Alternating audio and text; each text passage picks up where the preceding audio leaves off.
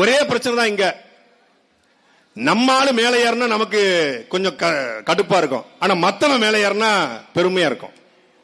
நம்மால மேலே ஏறினா இவனுக்கு அதை பத்தி எந்த விதமான கேள்வி கேட்க மாட்டான். ஒரே ஒரு கேள்வி, தமிழ்நாட்டினுடைய அமைச்சரவையில் தமிழ்நாட்டுடைய பெரும்பான்மை சமூகம் யாருங்க? ரெண்டே ரெண்டு சமூகம் தான்.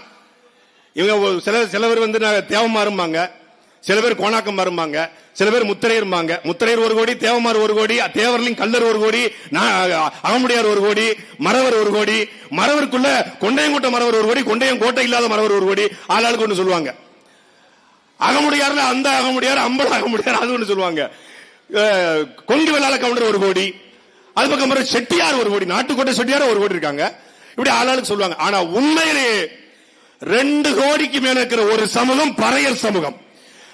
சென்னை தொடங்கி கன்னியாகுமரி வரைக்கும் பறையர்கள் இல்லாத ஊர் கிடையாது. அதே போல பெரும்பான்மை சமூகம் நம்முடைய வன்னியர் சமூகம். வன்னியர் பறையர் ரெண்டும் பெரும்பான்மை சமூகம். ஆனால் பெரும்பான்மை சமூகமாக இருக்கக்கூடிய ஆதி தமிழ் குடி பறையர்ல தமிழ்நாட்டு அமைச்சரவையில் எத்தனை அமைச்சர் சமூக நீதி காத்த, சாதி ஒழிக்க வந்த, ஒடுக்கப்பட்ட, தாழ்த்தப்பட்ட கீழ்நிலை மக்களை மேல தூக்க வந்திருக்க சொல்ற எவனாவது ஒருத்தன் கேட்டதுண்டா?